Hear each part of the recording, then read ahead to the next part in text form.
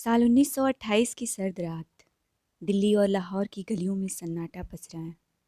अंग्रेज हुकूमत अपने चरम पर है। एक तरफ लाहौर में एक नौजवान भगत सिंह अपने साथियों के साथ गुप्त मीटिंग में बैठे हैं। उनके सामने एक नक्शा, कुछ कोड और हथियारों की योजनाएं। वह सोच रहे हैं कि अंग्रेजी राज को जड़ से उखाड़ने के लिए अब सिर्फ बम और गोली ही रास्ता है। दूसरी तरफ साबरमती आश्रम का वातावरण पूरी तरह शांत है। वहाँ गांधी जी अपने अनुयायियों के साथ उनको सत्य, अहिंसा और आत्मबल का पाठ पढ़ा रहे हैं। उनके चेहरे पर वही दृढ़ता, वही विश्वास कि बिना हिंसा के भी साम्राज्य को घुटने पर लाया जा सकता है। दो व्यक्तित्व, दो विचारधाराएं, एक लक्ष्य, भारत की आज़ादी। सवाल उठता है, कौन सही था? 1919 का जलियांवाला बाग कांड दोनों के जीवन में निर्णायक मोड़ बन गया। गांधी जी को लगने लगा कि अब अंग्रेज नैतिक रूप से हार चुके हैं, जनता को संगठित कर लिया जाए। वहीं भगत सिंह तब 12 साल के थे। वे खुद जलियांवाला बाग गए, वहाँ की मिट्टी उठाई और सीने से लगा ली। उसी दिन उनके मन में ठान लिया गया कि एक दिन अंग्रेजों को इसका जवाब देंगे। यहीं से दोनों रास्ते अलग अलग दिशाओं में चल पड़े। एक रास्ता गांधी जी का और दूसरा रास्ता भगत सिंह का। गांधी जी का रास्ता था, जनता को जोड़ो, हिंसा से दूर रहो। वे कहते थे, हिंसा से हिंसा ही पैदा होती है, अहिंसा से आत्मा की शक्ति जागती है। उनका मानना था कि अगर करोड़ों भारतीय अंग्रेजों के कानून का पालन करना बंद कर दें, कर न चुकाएं, विदेशी कपड़ों का बहिष्कार करें, तो ब्रिटिश सरकार अपने आप झुक जाएगी। गांधी जी दक्षिण अफ्रीका में सत्याग्रह आजमा चुके थे। अब भारत में असहयोग आंदोलन, नमक सत्याग्रह और कई छोटे बड़े सत्याग्रहों के माध्यम से वे अंग्रेजों की नींव हिलाना चाहते थे। उनका सपना था बिना खून बहाए स्वतंत्रता। भगत सिंह का रास्ता बिल्कुल अलग था। वे कहते थे, अंग्रेज डरते सिर्फ बल से हैं, प्रार्थना से नहीं। उन्होंने हिंदुस्तान सोशलिस्ट रिपब्लिकन एसोसिएशन बनाई। लाहौर में सैंडर्स की हत्या, दिल्ली असेंबली में बम कांड, इन सबका मकसद किसी को मारना नहीं था, बल्कि जनता को जगाना था। भगत सिंह अदालत में खुद कहते हैं, हमारा उद्देश्य किसी की जान लेना नहीं था, बल्कि बाहरी सरकार के कान खोलना था। उनकी सोच समाजवाद और समानता पर आधारित थी। वे क्रांति को सिर्फ राजनीतिक आज़ादी नहीं, बल्कि सामाजिक बदलाव भी मानते थे। दोनों की सोच का अंतर साफ था। गांधी जी का तरीका लंबा, धीमा और जनसंपर्क वाला था। भगत सिंह का तरीका तेज, जोखिम भरा और युवाओं को झकझोरने वाला। गांधी जी कहते थे, जनता को हिंसा के रास्ते पर ले जाना खतरनाक है। भगत सिंह कहते थे, जनता को जगाने के लिए झकझोरना जरूरी है। एक तरफ गांधी जी करोड़ों किसानों, महिलाओं और मजदूरों को जोड़ रहे थे। दूसरी तरफ भगत सिंह युवाओं में क्रांति की चिंगारी भड़का रहे थे। 1928 में साइमन कमीशन के विरोध में लाहौर में लाठीचार्ज हुआ। लाला लाजपत राय घायल हुए और उनकी मृत्यु हो गई। भगत सिंह और उनके साथियों को यह अन्याय बर्दाश्त नहीं हुआ। गांधी जी ने हिंसा की निंदा की। यह घटना दोनों रास्तों का फर्क और गहरा कर देती है। यह घटना दोनों रास्तों का फर्क और गहरा कर देती है। भगत सिंह और राजगुरु ने अंग्रेज अफसरों पर गोली चलाई, लेकिन गलती से सैंडर्स मारा गया। इसके बाद भगत सिंह भूमिगत हो गए। जनता में उनकी छवि क्रांतिकारी नायक की बनने लगी। फिर आया 1929 का असेंबली बम कांड। भगत सिंह और बटुकेश्वर दत्त ने दिल्ली की असेंबली में बम फेंका। वह बम जानलेवा नहीं था, उसके साथ पर्चे फेंके गए। बाहरों को सुनाने के लिए धमाका करना पड़ता है। भगत सिंह ने वहीं गिरफ्तारी दी। इस घटना ने युवाओं के दिलों में आग लगा दी। गांधी जी ने इसे गलत बताया, लेकिन जनता में भगत सिंह की लोकप्रियता बढ़ गई। गांव-गांव गांधी जी का आंदोलन चल रहा था। सत्याग्रह, धरना, विदेशी कपड़ों की होली। वहीं कॉलेजों और शहरों में भगत सिंह का नाम युवाओं को प्रेरित कर रहा था। दो अलग-अलग धाराएं, दो अलग-अलग प्रतीक, लेकिन दोनों का मकसद एक ही, आज़ादी। जनता के मन में भी यह सवाल था, कौन सा रास्ता सही है? साल 1931, लाहौर जेल के बाहर अजीब सा माहौल था। भगत सिंह, राजगुरु और सुखदेव की फांसी की तारीख तय हो चुकी थी। पूरे देश में उबाल था। युवा सड़कों पर उतर आए थे।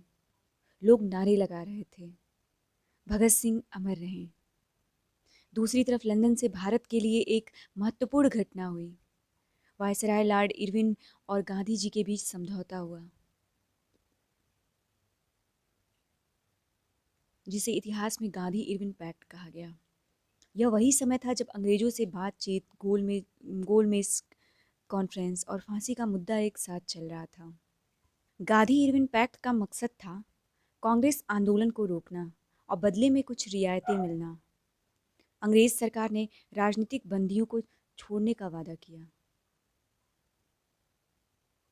लेकिन इसमें भगत सिंह और उनके साथी शामिल नहीं थे। जब यह खबर बाहर आई तो देश भर में बहस छिड़ गई। गांधी जी ने भगत सिंह को बचाने के लिए जोर क्यों नहीं लगाया? यह वही क्यूरियोसिटी है जो आज भी लोगों के मन में है। गांधी जी के समर्थक कहते हैं, गांधी जी के हाथ बंधे थे, वे सरकार से ज़्यादा कुछ नहीं मनवा सकते थे। भगत सिंह के समर्थक कहते हैं, गांधी जी चाहते तो फांसी रुकवा सकते थे। सच शायद बीच में है। गांधी जी ने वायसराय से मुलाकात में भगत सिंह के मामले को उठाया जरूर था, लेकिन उन्होंने इसे समझौते की मुख्य शर्त नहीं बनाया। उन्होंने सार्वजनिक रूप से फांसी पर अफसोस जताया, लेकिन आंदोलन का रुख नहीं बदला। भगत सिंह के लिए भी यह समय निर्णायक था। जेल में रहते हुए उन्होंने कई किताबें पढ़ी, मार्क्स, लेनिन, क्रांति के सिद्धांत। उन्होंने अपने विचारों को पत्रों के माध्यम से लोगों तक पहुंचाया। उनका प्रसिद्ध लेख मैं नास्तिक क्यों हूँ इस समय लिखा गया। इससे साफ पता चलता है कि भगत सिंह का क्रांतिकारी व्यक्तित्व सिर्फ बम और गोली तक सीमित नहीं था, वह एक गहरे चिंतक भी थे। जब फांसी की तारीख करीब आई तो पूरे देश में यह उम्मीद थी कि गांधी जी कुछ करेंगे। लाहौर जेल के बाहर लोगों की भीड़, संसद में सवाल, अखबारों में लेख, लेकिन अंग्रेज हुकूमत ने भगत सिंह, राजगुरु और सुखदेव को 23 मार्च 1931 को फांसी दे दी, वह भी आधिकारिक समय से कुछ घंटे पहले। यह खबर जैसे ही भारत बाहर आई, पूरे देश में शोक और गुस्से की लहर दौड़ आई। यहाँ से तुलना और तेज हो जाता है। गांधी जी के रास्ते पर चलने वाले लोगों को लगने लगा कि बिना हिंसा के भी जनता का आक्रोश इतना गहरा है कि अंग्रेज टिक नहीं पाएंगे। भगत सिंह के अनुयायियों को लगा कि बलिदान को ही जनता को जगाने का काम करता है। आज़ादी के आंदोलन में यह वह मोड़ था जब अहिंसा और उग्र क्रांति दोनों ही रास्ते एक साथ भारतीय मानस को आकार दे रहे थे। फांसी के बाद भगत सिंह की लोकप्रियता आसमान छूने लगी। उनके पोस्टर, गाने, कविताएं सब घर घर पहुंचने लगे। शहीद आजम का खिताब मिला। दूसरी ओर गांधी जी का सत्याग्रह भी चलता रहा। उन्होंने 1930 से 32 के बीच नमक आंदोलन, फिर जेल यात्राएं और गोलमेज कॉन्फ्रेंस की।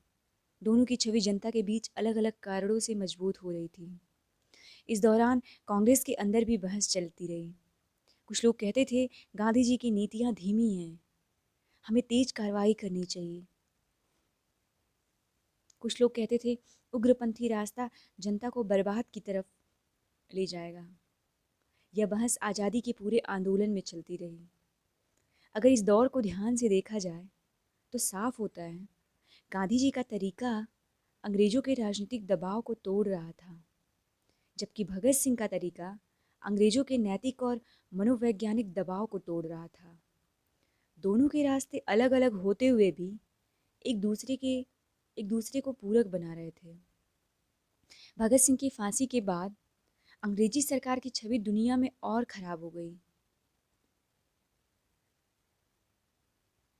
अंतर्राष्ट्रीय अखबारों में खबरें छपी। भारतीय युवाओं में यह संदेश गया, अगर गांधी जी अहिंसा का रास्ता दिखा रहे हैं तो भगत सिंह ने यह साबित किया कि युवा अपना जीवन भी बलिदान कर सकते हैं। गांधी जी ने बाद में कहा कि भगत सिंह और उनके साथियों का बलिदान बेकार नहीं जाएगा, लेकिन उन्होंने यह भी जोड़ा कि हिंसा से अस्थायी आज़ादी नहीं मिलती। उनकी सोच थी देश को आज़ादी सिर्फ राजनीतिक नहीं चाहिए, बल्कि आत्मबल के साथ चाहिए। फांसी के बाद भी भगत सिंह की विचारधारा खत्म नहीं हुई। असल में उनकी शहादत के बाद ही उनके विचार ज़्यादा फैलने लगे। जेल में लिखे गए उनके पत्र और लेख युवाओं तक पहुंचने लगे। मैं नास्तिक क्यों हूँ? क्रांति की परिभाषा क्या है? जैसे उनकी रचनाएं पढ़ी जाने लगी, यह साफ हो गया कि भगत सिंह का मकसद सिर्फ बम और गोली नहीं था। वे चाहते थे कि भारत सिर्फ राजनीतिक रूप से आज़ाद ना हो, बल्कि सामाजिक और आर्थिक तौर पर भी बराबरी वाला देश बने। दूसरी तरफ गांधी जी का सत्याग्रह भी अब एक तरह से जन आंदोलन की ऊंचाई पर था। 1930 का नमक सत्याग्रह और उसके बाद की गिरफ्तारी गांधी जी को जनता के बीच राष्ट्रपिता के रूप में स्थापित कर चुकी थी। उनका बल अहिंसा में था। वे मानते थे कि स्वतंत्रता केवल राजनीति में नहीं, बल्कि चरित्र और आत्मबल में भी होनी चाहिए। अगर हम दोनों की विचारधारा को बारीकी से देखें तो कई अंतर स्पष्ट होते हैं। गांधी जी धार्मिक आस्था में गहराई से जुड़े थे। उनकी राजनीति का आधार नैतिकता और आत्मसंयम था। वे चाहते थे कि आज़ादी के आंदोलन में धर्म का सर्वोत्तम हिस्सा सत्य और अहिंसा साथ रहे। उनके लिए राजनीति का अर्थ सिर्फ सत्ता पाना नहीं था, बल्कि समाज को नैतिक बनाना भी था। भगत सिंह इसके उलट समाजवाद और वैज्ञानिक सोच के पैरोकार थे। वे मानते थे कि अंधविश्वास और जातिवाद भारत की प्रगति में सबसे बड़ा अवरोध है। वे धर्म को व्यक्तिगत मानते थे, राजनीति से अलग रखना चाहते थे। उन्होंने साफ लिखा कि अगर भारत को सच में आधुनिक बनाना है तो वर्गहीन और जाति विहीन समाज बनाना होगा। गांधी जी गांव केंद्रित अर्थव्यवस्था, छोटे उद्योग और आत्मनिर्भरता पर जोर देते थे। भगत सिंह बड़े पैमाने पर उद्योग, शिक्षा और वैज्ञानिक विकास की बात करते थे। गांधी जी का सपना था राम राज्य जैसा नैतिक समाज। भगत सिंह का सपना था सोशलिस्ट रिपब्लिक जैसा बराबरी वाला समाज। फिर भी दोनों में कुछ बातें समान थीं। दोनों चाहते थे कि भारत स्वावलंबी बने, आत्मसम्मान के साथ खड़ा हो। दोनों युवाओं की ऊर्जा और जनता की ताकत में विश्वास करते थे। दोनों के लिए बलिदान और व्यक्तिगत ईमानदारी सर्वोपरि थी। इस दौर में जनता भी दो हिस्सों में बटी हुई थी। गांव में गांधी जी का असर गहरा था। चरखा काटती महिलाएं, नमक कानून तोड़ते किसान, सत्याग्रह करते मजदूर। वहीं कॉलेज और शहरों में भगत सिंह की छवि आदर्श नायक की थी। दीवारों पर उनके पोस्टर, छात्रों की गुप्त बैठकों में उनके लेख पढ़ना। मीडिया और अखबारों ने भी इन दोनों धाराओं को लगातार उभारा। गांधी जी के शांतिपूर्ण आंदोलनों की खबरें, भगत सिंह की फांसी और उनके पत्रों के अंश सब मिलकर एक ऐसे वातावरण का निर्माण कर रहे थे जहां हर भारतीय अपने अपने तरीके से आज़ादी की लड़ाई में शामिल हो रहा था। इस समय अंग्रेज सरकार की रणनीति भी दिलचस्प थी। वे जानते थे कि गांधी जी के आंदोलनों को रोकना मुश्किल है, लेकिन वे उन्हें बातचीत की मेज पर लाकर धीरे धीरे निस्तेज करने की कोशिश करते। भगत सिंह जैसे क्रांतिकारियों को वे सीधे दमन से कुचलना चाहते। इस तरह दोनों रास्ते अंग्रेजों के लिए अलग अलग चुनौती बने हुए थे। इतिहासकार कहते हैं कि इस समय भारतीय राजनीति में अहिंसा बनाम क्रांति का द्वंद्व अपनी चरम पर था। लेकिन असलियत यह है कि दोनों धाराएं मिलकर एक ही काम कर रही थीं, अंग्रेजी सत्ता को अस्थिर और असुरक्षित करना। गांधी जी अंतर्राष्ट्रीय स्तर पर नैतिक दबाव बना रहे थे। भगत सिंह जैसे क्रांतिकारी अंदर से डर पैदा कर रहे थे।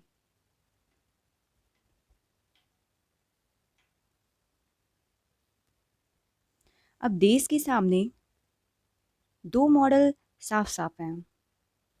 पहला, गांधी जी का अहिंसक जन आंदोलन। दूसरा, भगत सिंह का क्रांतिकारी बलिदान। दोनों के प्रभाव से भारतीय समाज में एक नई जागृति पैदा हो चुकी है। लोग अब न केवल आज़ादी चाहते हैं, बल्कि यह भी सोचने लगे हैं कि आज़ादी के बाद का भारत कैसा होगा। 1931 में भगत सिंह, सुखदेव, राजगुरु की फांसी ने पूरे देश को हिला दिया।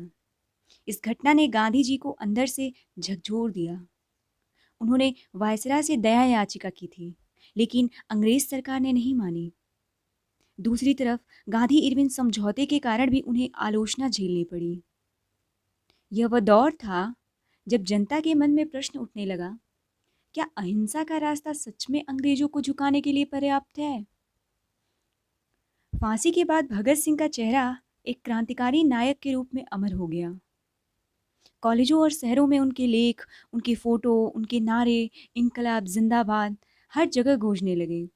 युवाओं के लिए वे अब केवल एक व्यक्ति नहीं, बल्कि एक प्रतीक बन गए थे। उन्होंने दिखा दिया था कि युवावस्था सिर्फ पढ़ाई या नौकरी के लिए नहीं, बल्कि समाज बदलने के लिए भी हो सकती है।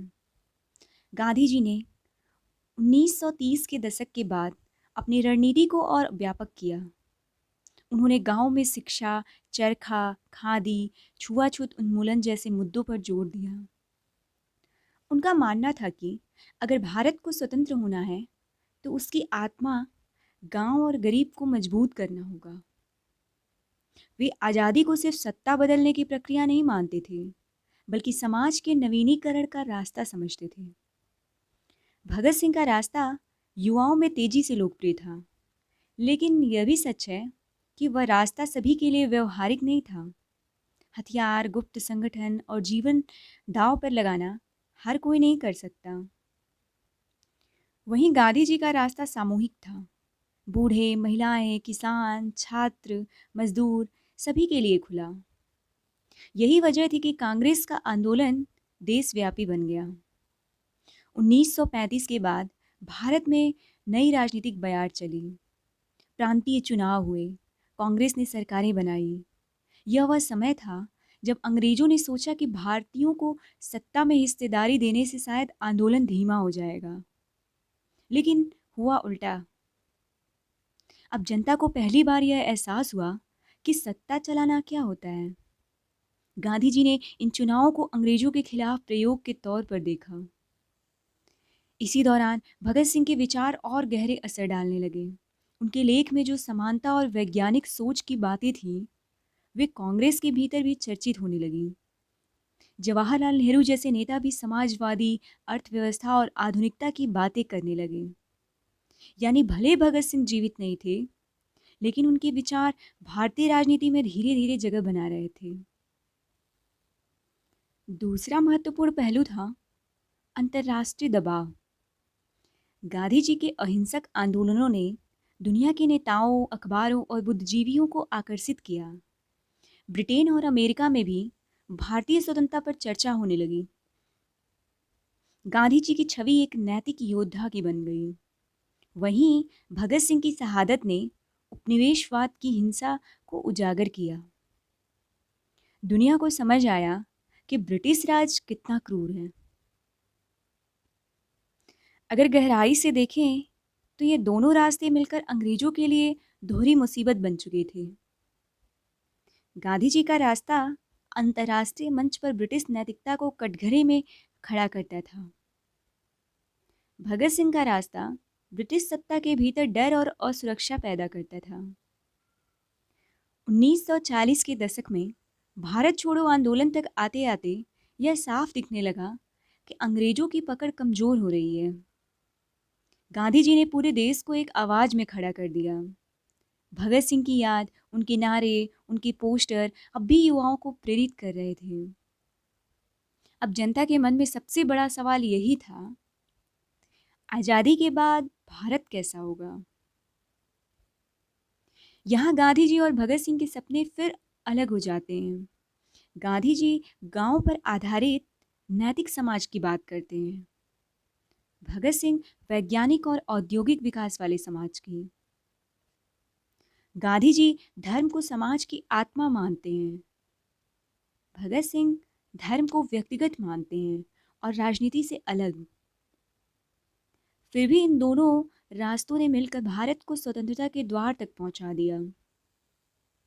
अगर केवल गांधी जी होते तो आंदोलन नैतिक रह सकता था, पर शायद युवाओं का जोश और डर का असर इतना ना होता।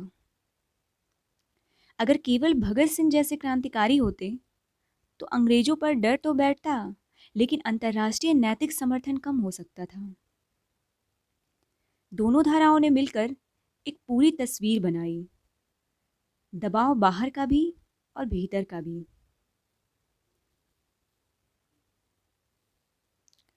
1942 का साल, पूरा देश उबल रहा था। द्वितीय विश्व युद्ध चल रहा था। अंग्रेजी सत्ता कमजोर थी और गांधी जी ने भारत छोड़ो आंदोलन का आह्वान किया। यह गांधी जी के जीवन का सबसे बड़ा और सबसे निर्णायक आंदोलन था। करो या मरो का नारा पूरे देश में गूंजा। यह पहली बार था जब गांधी जी ने इतनी खुली चुनौती दी। अंग्रेजों ने भी सबसे कड़ा दमन किया। लाखों लोग जेल में डाले गए। प्रेस पर सेंसरशिप लग गई। लेकिन यह आंदोलन रुकने वाला नहीं था। इस समय भगत सिंह जीवित नहीं थे, लेकिन उनका असर अब भी देश के हर कोने में था। इनकलाब जिंदाबाद और शहीद भगत सिंह अमर रहे जैसे नारे भारत छोड़ो आंदोलन के साथ साथ सुनाई देते थे। बहुत से युवा जो भगत सिंह को अपना आदर्श मानते थे, भूमिगत होकर आंदोलन चला रहे थे। गांधी जी की अहिंसक रणनीति के साथ साथ युवाओं का गुप्त प्रतिरोध भी अंग्रेजों के लिए सिरदर्द बन गया। दूसरा महत्वपूर्ण मोड़ 1946 से 1947 में आया। अब द्वितीय विश्व युद्ध के बाद ब्रिटेन थक चुका था। आर्थिक संकट, भारतीय नौसेना विद्रोह, देश के भीतर सांप्रदायिक तनाव और कांग्रेस की मजबूत स्थिति ने मिलकर अंग्रेजों को यह एहसास दिलाया कि अब भारत पर शासन करना नामुमकिन है। अब सवाल यह था कि आज़ादी के बाद भारत कैसा होगा। गांधी जी का सपना था गांव आधारित, स्वावलंबी, नैतिक समाज। भगत सिंह का सपना था समाजवादी, औद्योगिक और वैज्ञानिक सोच वाला समाज। नेहरू और अन्य नेताओं ने बीच का रास्ता चुना, आधुनिकता और लोकतंत्र के साथ साथ गांवों का विकास। गांधी जी ने 1947 के बाद देश के बंटवारे से गहरे दुखी हुए। उनका मानना था कि यह भारत की आत्मा पर गहरी चोट है। वे आखिरी दिनों में हिंसा रोकने में लगे रहे। वहीं भगत सिंह की सोच थी कि धर्म और राजनीति अलग होने चाहिए ताकि समाज बटे नहीं। लेकिन उस समय की परिस्थितियों ने बंटवारे को लगभग तय कर दिया था। अगर हम स्वतंत्रता के अंतिम चरण पर दोनों के प्रभावों को देखें तो कुछ अहम बातें सामने आती हैं। गांधी जी ने अंतर्राष्ट्रीय नैतिक दबाव बनाया। भगत सिंह ने युवाओं को क्रांतिकारी साहस दिया। दोनों ने मिलकर अंग्रेजी सत्ता की नींव हिला दी। इतिहासकार कहते हैं कि अगर गांधी जी के अहिंसक आंदोलन ने विश्व मंच पर ब्रिटेन को मोरल डिफेंसिव में न डाला होता तो भगत सिंह की क्रांतिकारी हिंसा को केवल आतंकवाद कहकर खारिज किया जा सकता था। और अगर भगत सिंह जैसे क्रांतिकारी न होते तो अंग्रेजों को यह भरोसा रहता कि भारतीय सिर्फ धरना देंगे, डर नहीं पैदा करेंगे। आज़ादी के बाद भारत ने लोकतंत्र और समाजवाद दोनों को अपनाया। संविधान में मौलिक अधिकार, समानता, धर्मनिरपेक्षता और समाज कल्याण के प्रावधान आ गए। यह उसी संतुलन का परिणाम था जो गांधी जी और भगत सिंह की सोच से निकला था। अब आते हैं उस सवाल पर जो इस पूरी सीरीज का शीर्षक है। किसका रास्ता सही था? इतिहास का विश्लेषण कहता है, कोई एक रास्ता पूरी तरह सही या पूरी तरह गलत नहीं था। गांधी जी ने वह रास्ता दिया जिससे करोड़ों आम लोग बिना हथियार उठाए अंग्रेजों के खिलाफ खड़े हो सके। उन्होंने अंतर्राष्ट्रीय समर्थन जुटाया।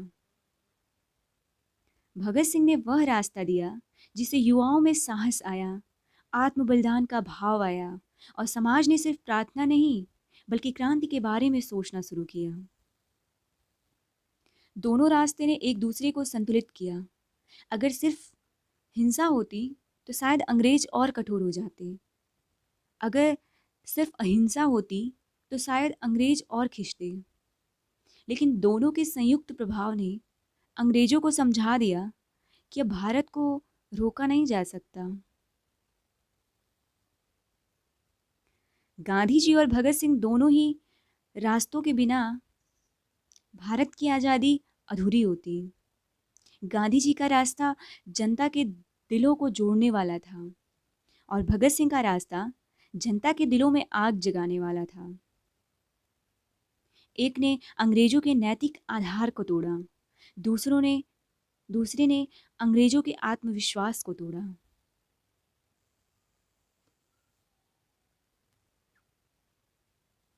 तीस जनवरी 1948 की शाम दिल्ली के बिरला हाउस में जब महात्मा गांधी प्रार्थना सभा के लिए जा रहे थे, तभी नाथूराम गोडसे ने 3 गोलियां दागी।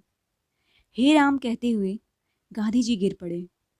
यह घटना पूरे भारत के लिए किसी आघात से कम नहीं थी।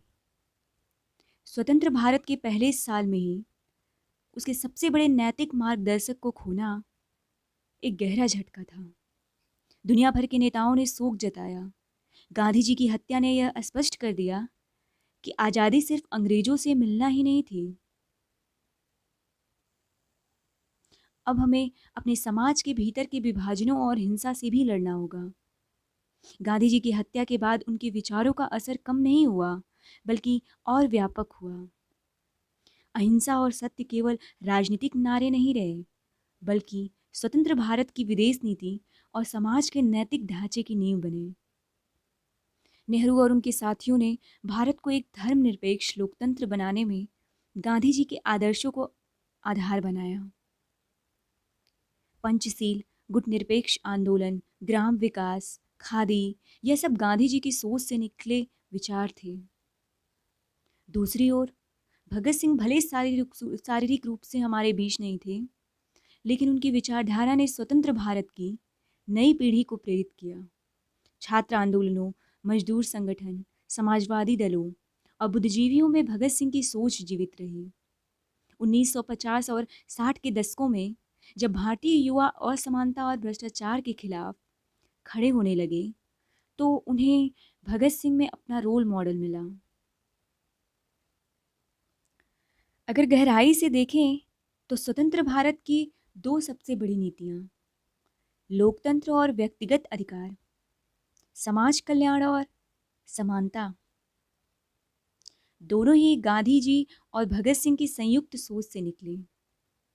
गांधी जी के नैतिक आदर्शों ने लोकतंत्र को दिशा दी और भगत सिंह के समाजवादी आदर्शों ने संविधान में समानता और कल्याणकारी राज्य का स्वरूप गढ़ने में योगदान दिया। लेकिन यह भी सच है कि गांधी जी और भगत सिंह दोनों के सपने पूरी तरह पूरे नहीं हो पाए। गांधी जी गांव केंद्रित अर्थव्यवस्था चाहते थे, लेकिन आज का भारत अधिकतर शहर केंद्रित और उपभोक्तावादी बन चुका है। भगत सिंह वर्गहीन समाज चाहते थे, लेकिन आज भी सामाजिक और आर्थिक असमानताएं बनी हुई हैं। फिर भी इन दोनों की सोच एक आदर्श बनी हुई है, जिसे हर पीढ़ी अपने हिसाब से समझती और अपनाती रहती है। आज के भारत में जब हम देखते हैं कि युवा सोशल मीडिया पर अन्याय के खिलाफ आवाज़ उठाते हैं, भ्रष्टाचार के खिलाफ आंदोलन करते हैं, तो कहीं ना कहीं भगत सिंह की वह जागृति दिखाई देती है। जब हम देखते हैं कि लोग अब भी अहिंसा को एक नैतिक ताकत मानते हैं, तो वह गांधी जी की आत्मबल की याद दिलाती है। भारत की आज़ादी एक अकेले रास्ते की जीत नहीं थी, यह दो धाराओं की संगति थी। एक तरफ गांधी जी का नैतिक दबाव, दूसरी तरफ भगत सिंह का क्रांतिकारी दबाव। गांधी जी ने जनमानस को नैतिक शक्ति दी, भगत सिंह ने उसी जनमानस में साहस और आग जगाई। दोनों ने मिलकर एक ऐसा वातावरण तैयार किया जिसमें ब्रिटिश राज का रहना असंभव हो गया। इतिहास हमें सिखाता है कि सही रास्ता वह है जो परिस्थितियों में समाज को आगे ले जाए। गांधी जी और भगत सिंह दोनों के रास्ते अपने अपने समय में सही थे। एक ने जन संघर्ष को लंबी स्थायी दिशा दी, दूसरे ने उस संघर्ष को गहरी ऊर्जा और तात्कालिक असर दिया। आज हमें दोनों से सीखना है, गांधी जी से नैतिक साहस, सत्य और अहिंसा, और भगत सिंह से वैज्ञानिक सोच, समानता और निडरता। अगर हम यह संतुलन बना पाएं तो शायद हम उस भारत को गढ़ पाएंगे जिसका सपना गांधी जी ने राम राज्य और भगत सिंह ने सोशलिस्ट रिपब्लिक के रूप में देखा था।